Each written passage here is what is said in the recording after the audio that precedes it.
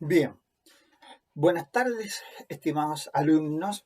Sean ustedes bienvenidos a su clase de bienes de esta semana ya de octubre, eh, de octubre primaveral, con algo de frío, eso sí, todavía, que me parece bueno que el clima todavía sea benigno con nosotros antes que lleguen los tiempos de las temperaturas altas. Bien. Y por supuesto dar inicio también a una semana nueva, una semana en la que en el fondo vamos a ir, bueno, han recibido algunos de sus resultados.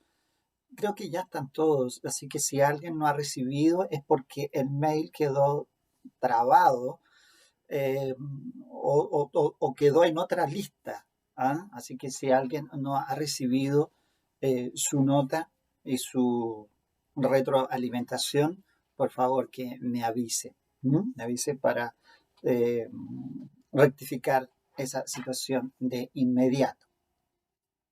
El promedio de la prueba, eh, yo diría que está dentro del promedio de bienes. Bienes no es una asignatura fácil y también contestar en bienes también es a veces dificultoso. Eh, También digamos, dar una solución a un caso o a una idea de un problema, a veces también puede producir ciertas dificultades en la comprensión, pero siempre tiene que ser actuando sobre la base de hechos concretos. ¿Ah? Es importante que se vayan ustedes dando cuenta que a veces hay situaciones en las que uno piensa más posibilidades, pero el caso en sí mismo ofrece una hipótesis. ¿Ah? Una hipótesis, esto es lo que es ahora. Sobre esa base, ¿qué podemos resolver? ¿Ah? Son dificultades. Yo vengo saliendo de una audiencia que esperé toda la mañana, precisamente por una situación de negligencia médica. ¿Ah? Entonces, allí se analizan precisamente el tema de los hechos concretos. Entonces, la discusión entre las partes, ahí entre el fiscal, el querellado y yo que iba como querellante, que no es el área mía, yo no soy un penalista, lo digo y lo confieso, ¿ah? No soy un penalista.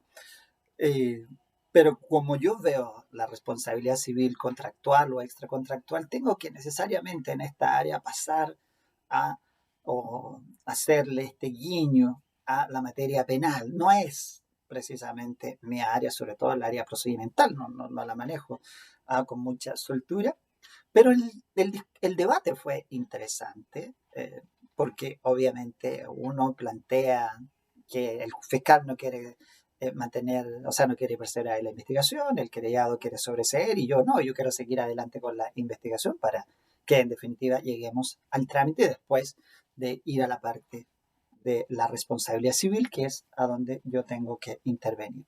Pero ¿por qué lo traigo a colación? Para que ustedes vean la comprensión del caso. Porque la discusión es el hecho concreto.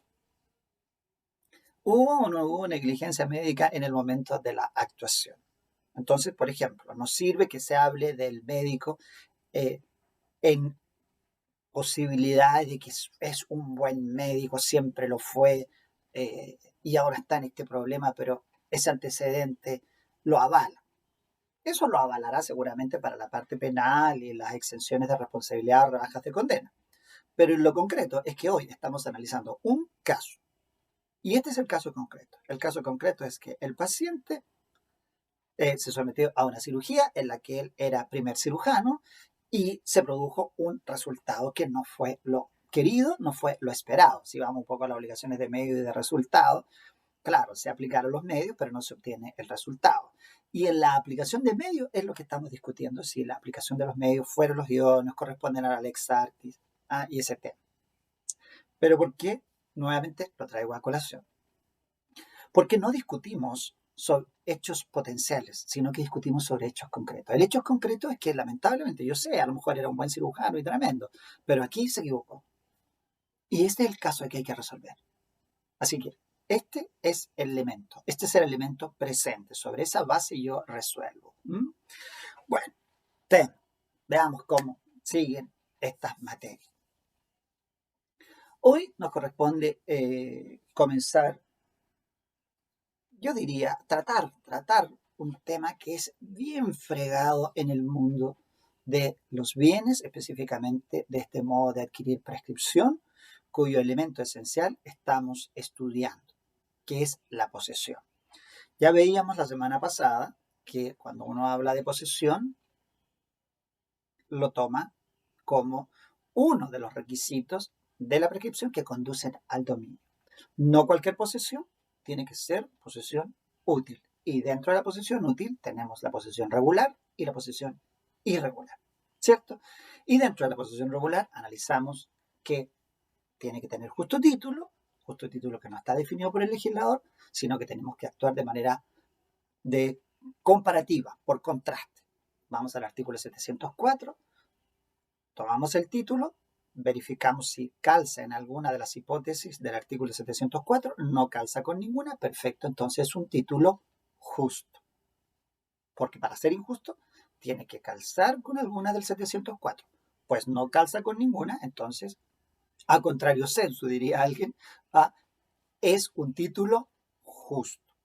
Buena fe. ¿Qué buena fe necesitamos? Buena fe inicial. Una buena fe que es subjetiva al tenor de la definición del artículo 706. En esta convicción, en esta conciencia de haberse adquirido el dominio por medios legítimos.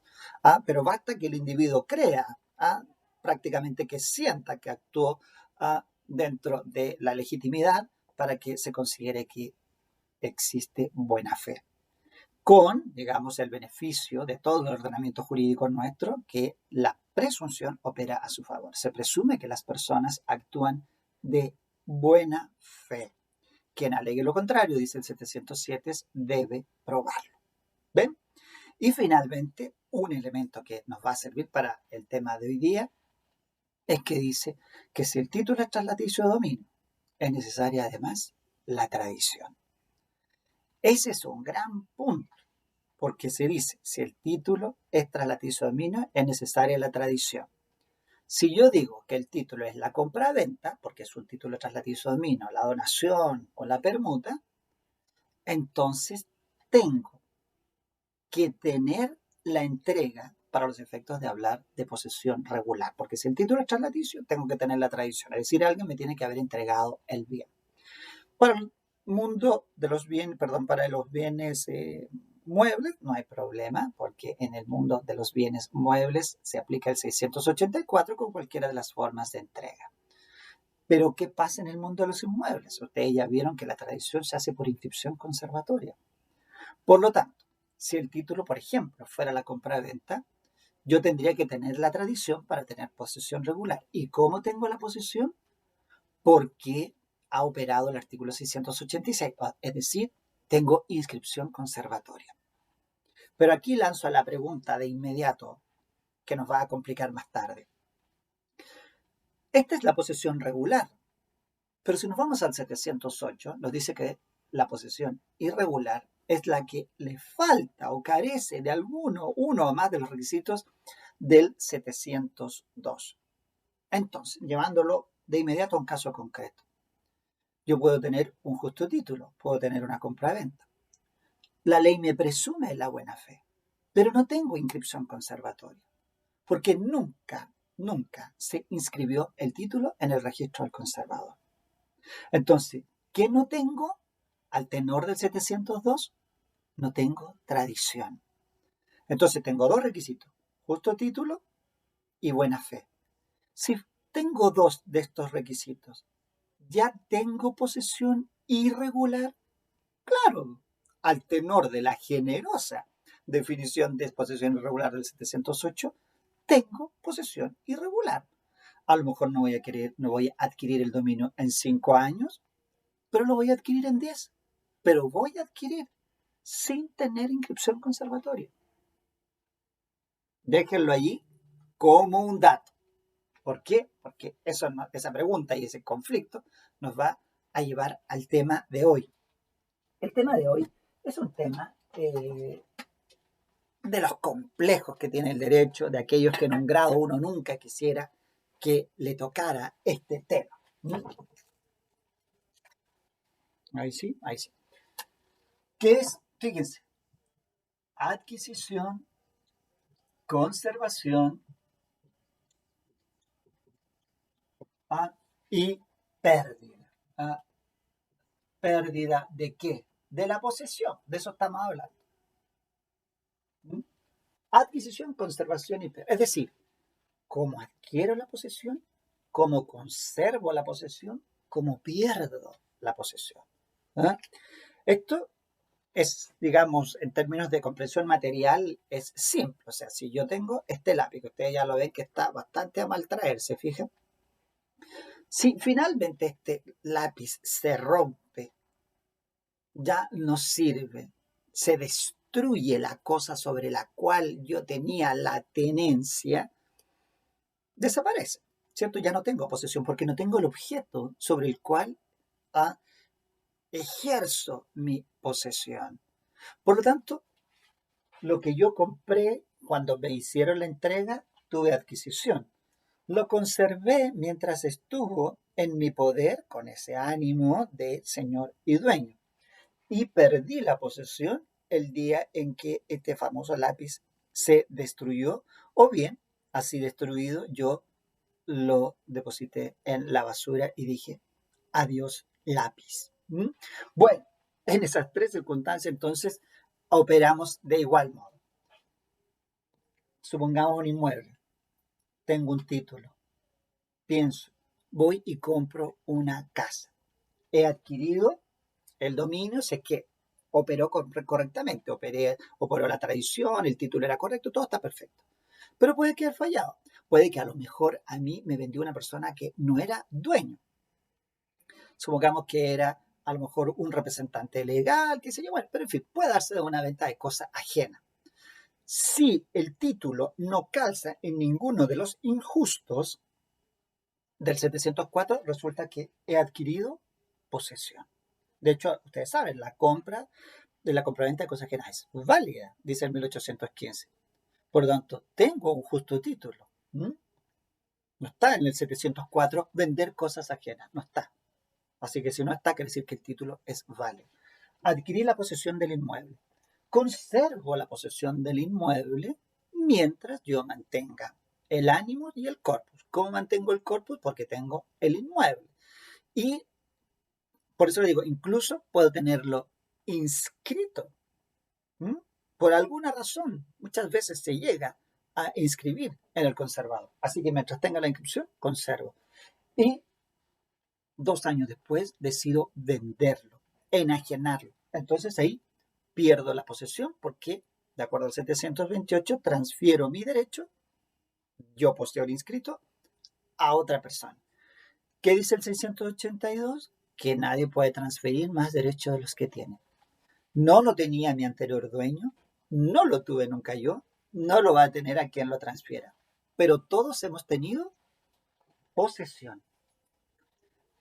Si el que me vendió a mí era dueño sin ningún problema, es decir, era dueño acreditado el dominio, yo adquirí dominio. Pero si quien me vendió a mí creyó que era dueño, de buena fe creyó que era dueño, pero no lo era, a mí me vendió cosa ajena. La compraventa de cosa ajena es válida. Yo entro en posesión, no en dominio, porque nadie puede transferir más derechos de los que tiene. Me mantengo en posesión 2 años y a los 2 años vendo. Si mi anterior tradente no era dueño, yo no fui dueño y a quien le transfiero tampoco fue dueño. Sin embargo, todos fuimos poseedores. Ese es el punto. Entonces, para hacer el estudio hay que ir dividiendo. Entonces ponemos acá muebles y también tenemos inmuebles. Aquí es más simple, porque cuando uno habla de la adquisición de una cosa mueble, tiene que pensar en el 700. ¿Tiene corpus? Tiene ánimos. Perfecto. Entonces ya estamos frente a la posesión. Ahí precisamente están los artículos 721, si mal no recuerdo, que permiten adquirir incluso hasta por representante legal, donde tengo mi código, allá, pero hay personas que son incapaces de obtener la posesión y esos están en el 723. ¿No? Entonces, ahí tenemos que tener presente a esos incapaces porque hemos dicho que para adquirir la posesión de una cosa mueble, incluso para adquirir, conservarla, necesitamos entonces tener la cosa en nuestro poder con ánimo de señor o dueño. Si yo la cosa la boto a la basura, pierdo la posesión. Si la cosa se destruye, pierdo la posesión. Si yo la cosa la vendo, la enajeno, la regalo, pierdo la posesión. ¿De qué? De una cosa mueble. Porque en el caso de los muebles, siempre vamos a aplicar los elementos básicos de la posesión. ¿Cierto? Vayamos entonces a ese artículo. 721. Si una persona toma la posesión de una cosa en lugar o a nombre de otra, de quien es mandatario o representante legal, la posesión del mandante o representado principia en el mismo acto. ¿Ven? Interesante. Y el 723. Los que no pueden administrar libremente lo suyo no necesitan de autorización alguna para adquirir posesión de una cosa mueble. ¿Ah?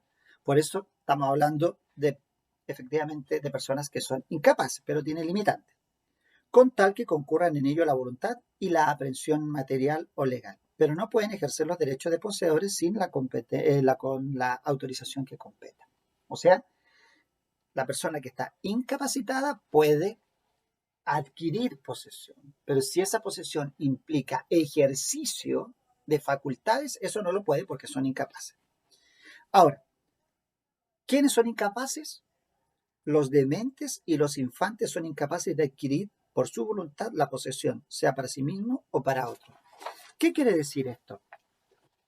Que para adquirir la posesión de una cosa mueble, basta con que yo tenga más de 7 años y no tenga demencia. ¿Quiénes son absolutamente incapaces de posesión de una cosa mueble? Los dementes y los infantes, es decir, los que sean menores de 7 años. Los mayores de 7 años, y ahí incluyo a parte de los impúberes parterma, porque hasta los 7 no se puede, pero de los 7 en adelante pueden adquirir posesión sin problema, sin requerir de una autorización, sin requerir actuar por representante legal. ¿Por qué? Porque no están celebrando un acto jurídico, piénsenlo bien, sino que están entrando en la posesión, están en este caso en un hecho. Por eso el legislador rebaja la exigencia de capacidad. ¿Eh?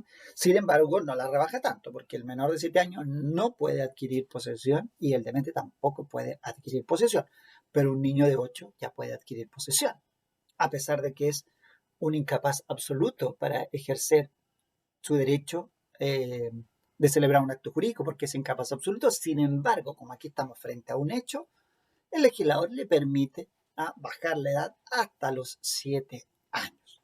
Bien, entonces ahí tenemos que la posesión requiere elementos básicos. Corpus animus.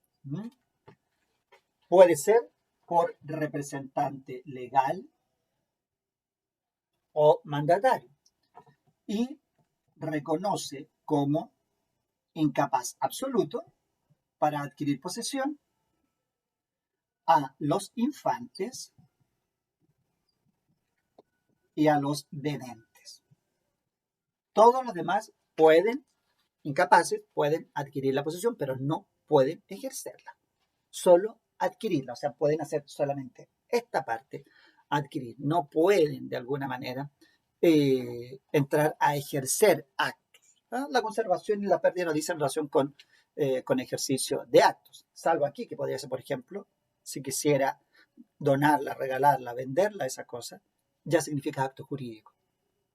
Supongamos que en este caso estamos frente a un incapaz que tomó la posesión de una bicicleta. Por ejemplo, por allí entró en posesión de un... está fallando la pila. Deme un segundo.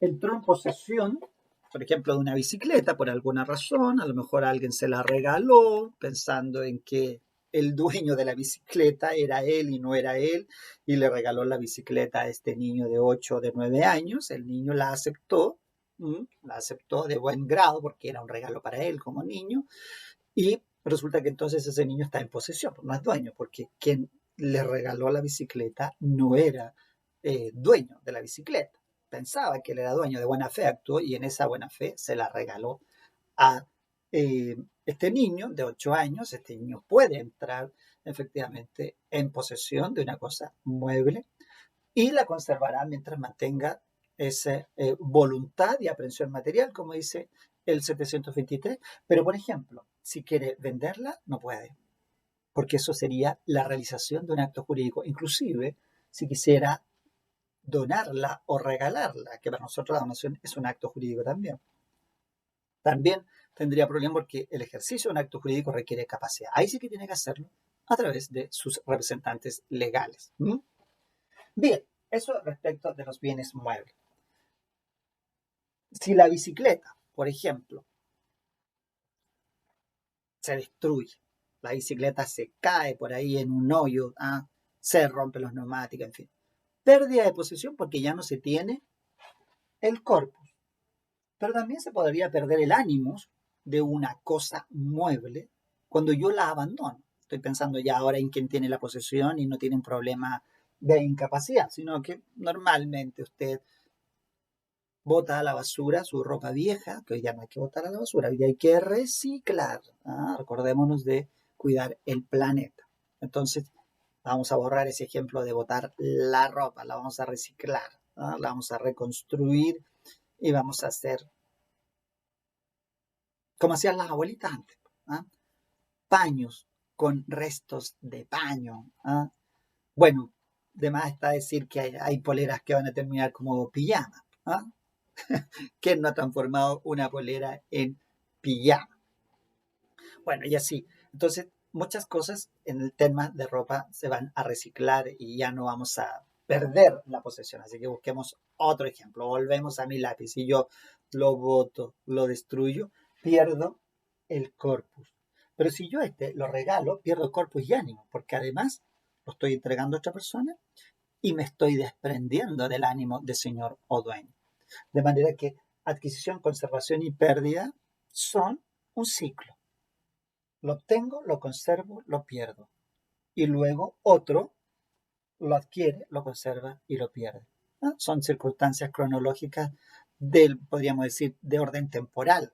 Las cosas están en un día, se conservan un tiempo y luego se desechan.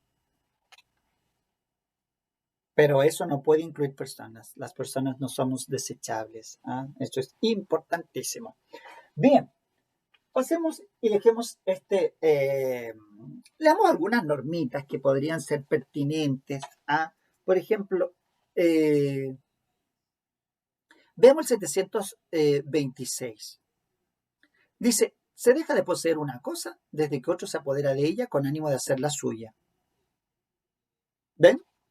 La expresión apoderamiento tiene una gran complicación en este tema de la adquisición-conservación, porque adquirir puede ser interpretado como apoderarse.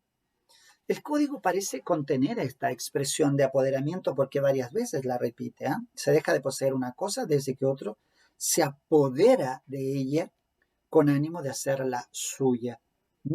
Por eso llama la atención, por ejemplo, que entre nosotros, que existe el hurto de hallazgo, que si yo me encuentro algo tengo que entregarlo a la autoridad, no me lo puedo quedar, deja el espacio para el apoderamiento muy, muy limitado. ¿De qué me podría apoderar yo con ánimo de hacer lo suyo si no es algo que no tenga dueño? ¿Podría ser ocupación? Sí, podría ser ocupación, pero teniendo presente que el hurto de hallazgo me impide. O sea, podría decir que, por ejemplo, se deja de poseer una cosa desde que otro se apodera de ella con ánimo de hacerla suya. Pensemos a lo mejor en algún animal, una cosa mueble, Complicación. El perrito perdido, la mascota. Ahí técnicamente yo nunca tengo el ánimo de perderla, pero si otro la encuentra y se apodera de esa mascota, la va a hacer suya porque lo va a hacer con el ánimo de decir, oh, qué lindo este perrito, yo lo voy a cuidar, está abandonado. Lo haga con ánimo de hacerlo suyo. ¿Mm? Está el 726 que podría salvar al dueño del perrito o a la dueña. La posesión de la cosa mueble no se entiende perdida mientras se halle bajo el poder del poseedor, aunque éste ignore accidentalmente su paradero. Se perdió el perrito. Efectivamente ignoro accidentalmente el paradero, pero no tengo el ánimo de perderlo. El problema es que si nunca lo encuentro, es un ánimo que se va a tener que diluir con el tiempo. Ahora, ojalá que aparezca otro y aplique 726 y diga, se deja de poseer una cosa desde que otro se apodera de ella con ánimo de hacerla suya. O sea, ese se va a apoderar de ese perrito y lo va a dejar para sí, ¿ah? Porque ya tiene ánimo de quedarse con él. Es una figura. Estos dos artículos, tanto el 726, que habla precisamente de cosas en general, no especifica si es mueble o inmueble, se puede aplicar, y el 727 que habla precisamente de la cosa mueble. Nos sirve para entender esta figura que estamos estudiando. ¿Mm? Bien, pasemos a este campo agudo y peliagudo. El mundo de los inmuebles y la posesión. Aquí la doctrina acostumbra hacer una distinción porque la hacen las distintas normas del código, pero que también tiene un antecedente histórico. Ese antecedente histórico, ustedes, si en algún minuto dieron cumplimiento, dieron cumplimiento a esa labor de leer el mensaje del Código Civil, se pueden haber enterado que el propósito del legislador es que la inscripción conservatoria se identifique con el dominio, es decir, que quien tiene la inscripción tiene dominio sobre el bien y tiene posesión. Como si fuera una triple identidad, algo común. ¿Tienes inscripción? Entonces tú tienes dominio y tienes posesión. Esa es una intención, es un propósito, es un objetivo que está planteado allí en el mensaje. Pero la pregunta es, ¿se cumplió ese propósito? Efectivamente, tenemos todos los inmuebles inscritos y por tal razón, quien tenga una inscripción tiene dominio y tiene posesión. Bueno, primero hay que partir diciendo que el código en su normativa que empieza a regir en 1857, enero, ya reconoció que había inmuebles que estaban inscritos y había inmuebles no inscritos. ¿Y por qué era lógico? Porque el código estaba surgiendo recién en 1857. Tenía que crearse la infraestructura. De hecho, el reglamento conservatorio de bienes raíces que ustedes conocieron en la unidad anterior, lo dijimos. Es un reglamento que entra en vigencia en junio de 1857, es decir, 6 meses después de que el código ya estaba rigiendo. Por tanto, el código tuvo que prever que iban a existir bienes inmuebles que iban a ir entrando de a poco en el registro y a la vez iban a existir inmuebles que se iban a demorar en esa inscripción. ¿Por qué? Porque los sistemas no nacen, sistemas registrales no nacen de un día para otro. Nadie puede ser obligado, de hecho el sistema nuestro de inscripción no es obligatorio. Entonces, ¿qué tenemos? Tenemos desde el mismo 1857 en adelante inmuebles que no están inscritos y que van a seguir una secuencia, e inmuebles que sí están inscritos y van a seguir otra secuencia. Entonces, para ver cómo se adquiere, cómo se conserva y cómo se pierde, se suele por los autores hacer esta distinción entre inmuebles que sí están inscritos e inmuebles que no están inscritos. Si nosotros pensamos en el propósito del legislador, debiéramos guiarnos por esta. ¿Mm? Es decir, por los inmuebles que están inscritos. Así lo han hecho muchos autores y han generado lo que se conoce con el nombre de la teoría de la posesión inscrita. ¿Y qué quieren decir con eso? Que efectivamente hay una teoría, hay una explicación. En eso consisten las teorías. Las teorías son una posible explicación del fenómeno, ¿cierto? Entonces, que para los que hablan de la teoría de la posesión inscrita, la posible explicación que tiene la posesión es que para adquirir, conservar y perder debemos tener inscripción conservatoria. ¿Mm? Es el refuerzo. Aquí doctrinariamente hay un gran debate que yo siento que para la comprensión no ayudan, sobre todo al alumno. A lo mejor al abogado, la abogada que ya está más experto, le permiten de alguna manera entender el caso que tenga en su momento. Ustedes lo que tienen que aprender es el cómo funciona este sistema y lo vamos a ver en términos más simples. Entonces, aquí los autores, por ejemplo, suelen hablar de distinguir primero el título. ¿Mm? Para hablar de la adquisición, ¿qué título tengo?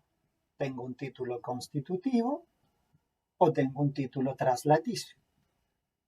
¿Mm? Yo me voy a quedar con el título traslaticio porque es el más adecuado para comprender. Los constitutivos, de hecho, tienen una serie de problemas. Dentro de los constitutivos tenemos la ocupación, la accesión y la prescripción, que inclusive la misma doctrina se confunde. Tiene que descartar uno, la ocupación por el tema del 590, la accesión quedaría como posible, y en cuanto a la prescripción hay un error de orden conceptual ahí, entonces despejamos porque lo que queremos es comprender el fenómeno. Y resulta más comprensible el fenómeno si tenemos título traslaticio de dominio. Entonces, para adquirir la posesión de un inmueble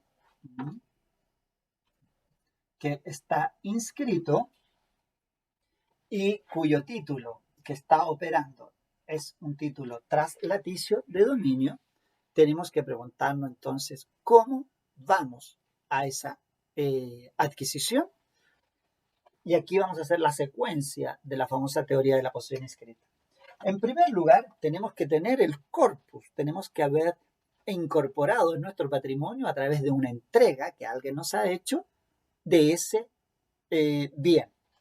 ¿Y cómo lo tenemos eso?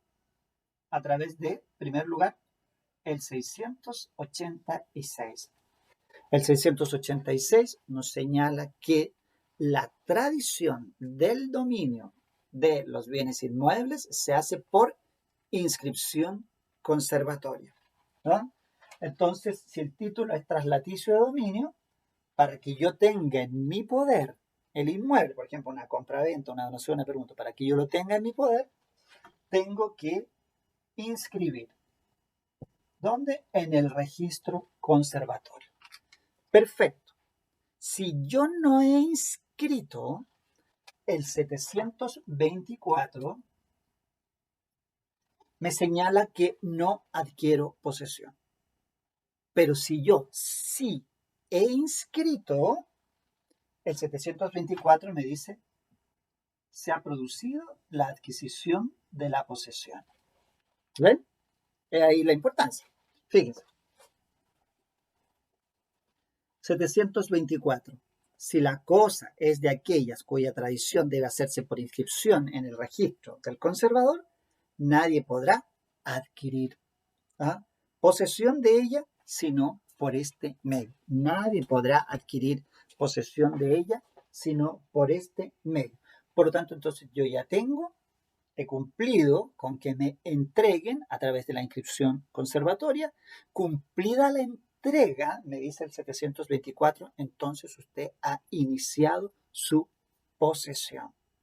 Entonces, ahora yo le podría decir, o alguien me podría decir, bueno, usted me dice que ha entrado en posesión. ¿Por qué? Porque tengo inscripción competente, ¿no? Entonces allí tenemos el artículo 730, inciso segundo. ¿Ah? Fíjense, este artículo es un poquito complejo, pero tenemos que colocarlo en esta secuencia. Fíjense, 730, inciso segundo.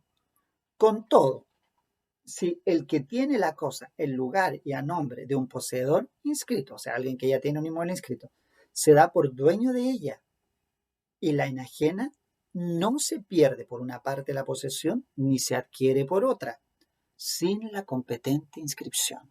Es una famosa palabra esa, la expresión competente inscripción ha sido discutida ahí por los autores en cuanto a si se trata de una inscripción válida, que venga de un título válido, en fin. No nos vayamos todavía por ahí. Tenemos competente inscripción. Entonces, ya sabemos, nos han entregado, ¿cuándo? Cuando hicimos la inscripción conservatoria. El 724 dice, ¿tiene inscripción conservatoria? Sí, perfecto. Entonces, se ha producido la adquisición de la posesión. Bien. Y de alguna manera, ¿la inscripción fue correcta?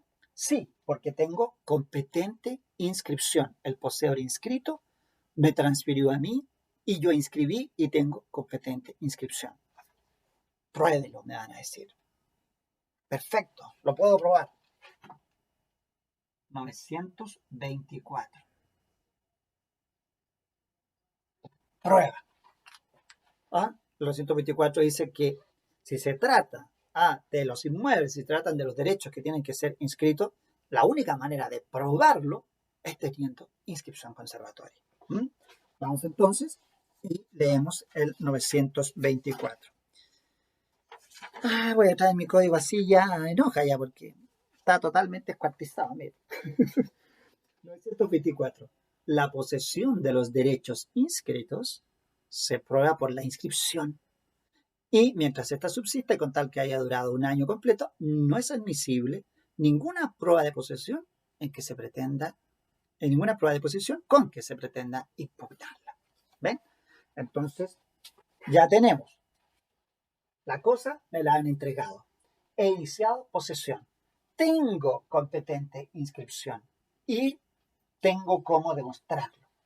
Perfecto, me dice la ley. Entonces, mientras usted la conserva, la mantiene, como dice ese 924, nadie podrá adquirir en contra suyo.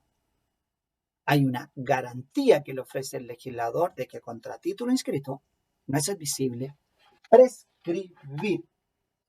2505. ¿Ah? No es admisible prescripción. No es admisible prescripción. Vayamos entonces a lo que dice el 2505.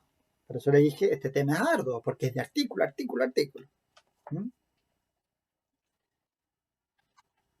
2505.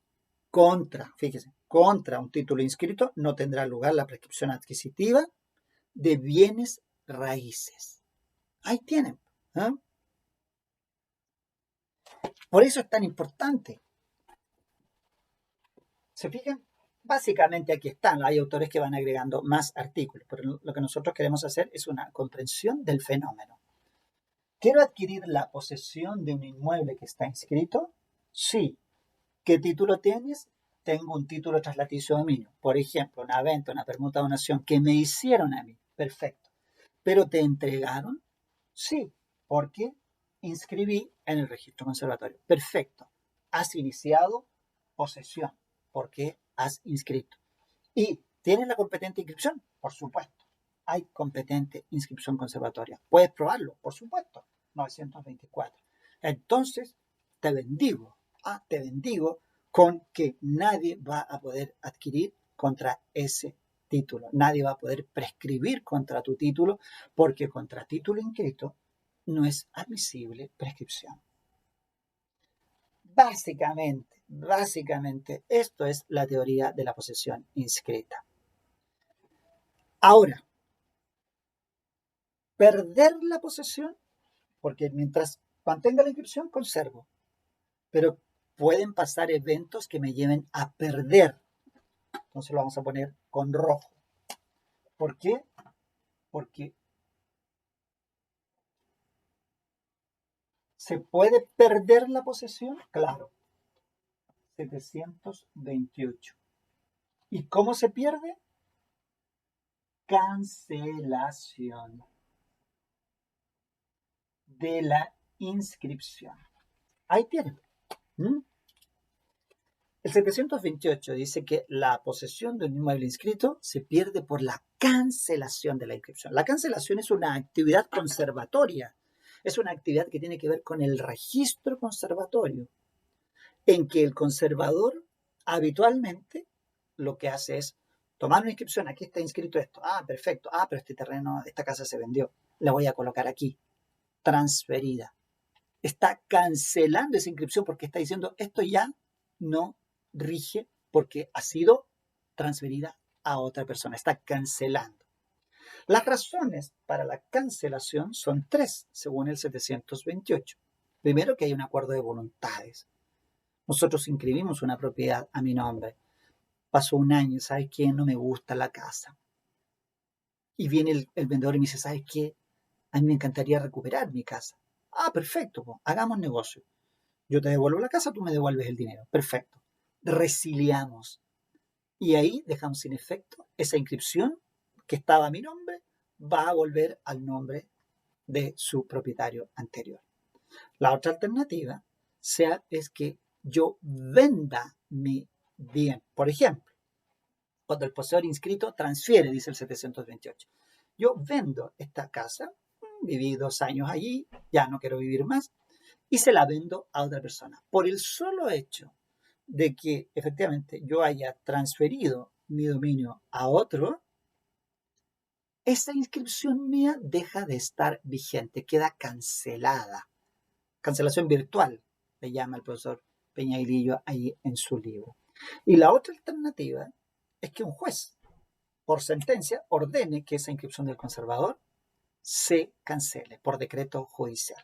¿Ven? Así conservo, de hecho por eso algunos le llaman a esto que la inscripción es requisito, garantía y prueba. Requisito, garantía y prueba.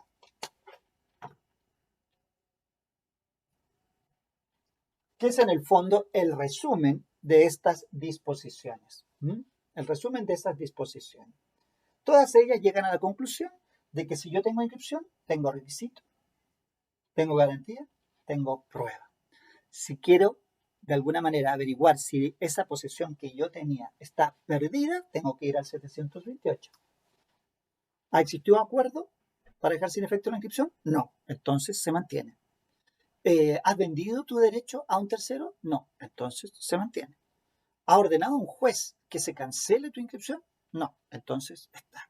Si ha pasado cualquiera de estos 3 eventos, entonces sí ha sido cancelada la inscripción. Bien, a repasar esta clase de hoy, porque es una clase difícil. En los textos hay mucha discusión doctrinaria, así que con esta especie de introducción, léalo y mañana volvemos a comentarlo. Bien, un gusto siempre de estar con ustedes. Que estén muy bien y nos estamos comunicando, o sea, nos estamos viendo ya en la clase de mañana miércoles. A estudiar y a cuidarse mucho.